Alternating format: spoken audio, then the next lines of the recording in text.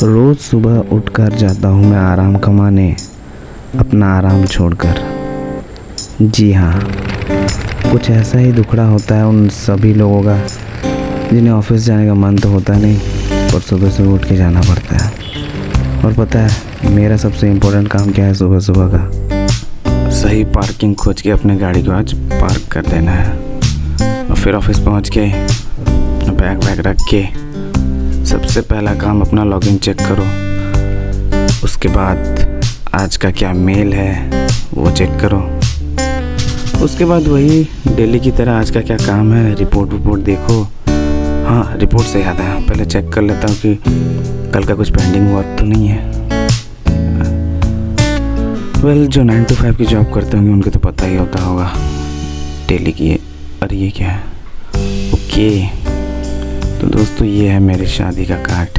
जी हाँ, तो I am married since 3 months। तो ये मेरी शादी का कार्ड शायद किसी का छूट गया होगा, मतलब किसी को देना होगा, रह गया होगा ड्रॉर पे। और काफ़ी मेहनत से ये कार्ड खोजा था भाई, बड़ी मशक्क़त। तो चलिए थोड़ा रिवाइंड कर लेते हैं इस कार्ड की यादों को। प्रियंका, अच्छा मैं अपना नंबर आपको अपनी पत्नी मानता हूँ और यह करार करता हूँ कि जीवन भर दुख और सुख में मैं आपका विश्वास साथी बना रहूँगा, आपसे प्रेम करूँगा और आपका आदर करूँगा। लेकिन ये तो कहानी की शुरुआत नहीं है, तो चलिए कहानी को शुरू से शुरू करते हैं।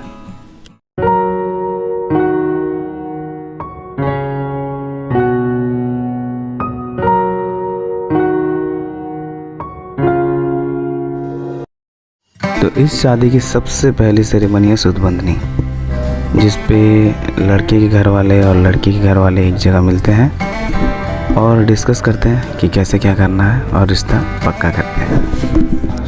जानते हैं, पहचानते हैं उनको? अब जो बांधने का काम बोल रहे हैं, आप क्या है? क्या है ना? क्या है? तो सूत बांधने का काम के बारे में आप जानते हैं कुछ? नहीं जानते? तो बांधने के लिए खड़े हो गए, सोचना पड़ रहे हैं। आप बांधने क्या है, बांधने का काम बारे में आप कुछ जानते हैं कि नहीं जानते? नहीं होता है, तो सोचने वाला बात है। नहीं होता है फिर क्या बांधने आया? अच्छा ठीक है। और फिर होने वाली दुल्हन को एक साड़ी और कुछ गिफ्ट दिए जाते हैं रिश्ता पक्का होने के तौर पे। और फिर आए हुए सभी मेहमानों का मुंह मीठा कि बधाई हो, रिश्ता पक्का हो चुका है। तो यहाँ तो मेरे ज़्यादा कोई दोस्त थे नहीं, एक्चुअली दोस्त कोई थे ही नहीं, सिर्फ रिलेटिव्स, गांव के कुछ लोग। एक्चुअली कोविड का भी सीन चल रहा था, रेस्ट्रिक्शन था 100-200 इसके बीच। तो होप सो दोस्तों जिनको नहीं बुला पाया, सॉरी यार।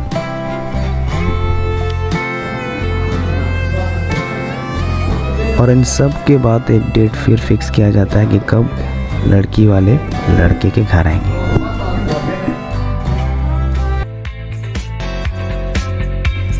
और इस तरह एक तय की हुई डेट पे फिर लड़की वाले लड़के के घर आते हैं।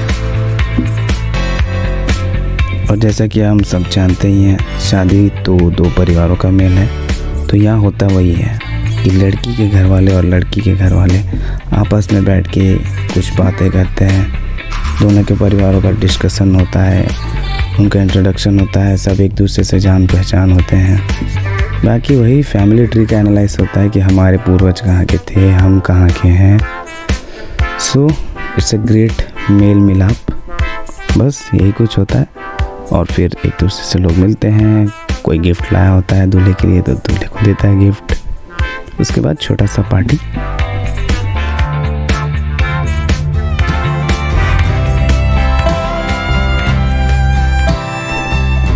उसके बाद फिर कोई एक डेट जो तय किया हुआ होगा, उस पर फिर लड़के वाले जाएंगे लड़की के घर। वहाँ फिर से 2 परिवार, उनके सगे संबंधी एक दूसरे से मिलेंगे, बातें करेंगे। और डिसाइड करेंगे कि शादी को फिर कैसे करना है, क्या क्या रिचुअल्स निभाने हैं, जो भी। और फिर एक दूसरे का मुंह मीठा करेंगे, बस रिश्ता पक्का। उसके बाद लड़की वाले एक लिस्ट देंगे लड़के वालों को कि भैया देखो, जब आप हमारी लड़की लेके जाओगे तो ये सामान हमें दे देना, मतलब सामान दो और लड़की लो। और फिर आता है शादी का सबसे डिफ़िकल्ट पार्ट, शादी की शॉपिंग।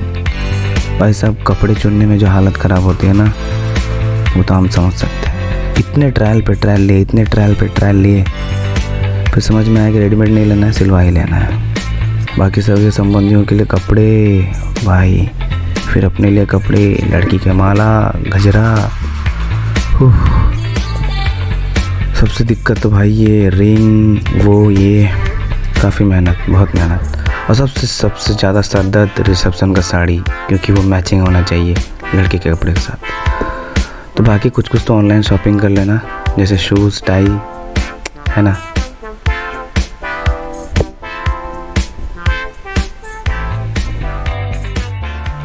उसके बाद आता है शादी का one of the most important, शादी क्लास। शादी क्लास में होता क्या है, जो दो कपल शादी करने वाले होते हैं, यानी लड़का और लड़की, इन्हें एक चर्च पे क्लास अटेंड करना होता है हफ्ते भर का, जिसपे उन्हें पूरा मेंटली समझा दिया जाता है कि शादी क्या है, शादी की ज़रूरतें क्या है, शादी के प्रोज कॉन्स तो नहीं। उसके बाद समझो उन्हें मेंटली प्रिपेयर कर दिया जाता है कि देखो, शादी के बाद तुम्हारी रिस्पॉन्सिबिलिटी ये है, तो ये सब अच्छे से निभाना, तभी शादी टिकेगी और लड़का शादी के लिए तैयार। उसके बाद शादी से पहले का लास्ट एक कंफर्मेशन, जिसे वचन दत्त कहते हैं। इस पे चर्च जाना होता है। चर्च पे जाके फादर आपको कुछ चीज़ें पूछेंगे, एक तरह से फाइनल कंफर्मेशन कि आप दोनों अपनी राजी खुशी से शादी कर रहे हो या नहीं। उसके बाद को आपको हाँ भर देनी है, उसके बाद तो शादी होनी है भाई। इन सब के बाद बस बचा शादी की तैयारी के लिए घर निकलो। तो 15 दिन की छुट्टी सैंक्शन करने के बाद ऑफिस से मैं सीधा निकल चला घर। तैयारी तो खुद ही करना पड़ेगा ना। तो घर पहुंचते ही मैंने सोचा, जब अपनी शादी है तो क्यों ना इसे थोड़ा मेमोरेबल बना जाए और कुछ आर्टिस्टिक किया जाए। तो मैंने सोचा कि वेलकम वाला जो पोस्टर या जो भी हो, उसे खुद हैंड पेंटेड बनाया जाए। तो मेहनत किया और काफ़ी अच्छा बना बॉस। थोड़ा मेहनत था, तो कलर तो हो गया, लेकिन उसको लिखने के लिए रात भर मेहनत करनी पड़ी, काफ़ी मेहनत। और खुशी खबर ये था कि जिस दिन हमारा रिसेप्शन था शादी का, उस दिन मेरे मम्मी पापा का सालगिरह भी था, तो उनके लिए भी एक पोस्टर बनाया। और मैनी थैंक्स टू मेरे दोनों कज़न्स निक्की और नितिन।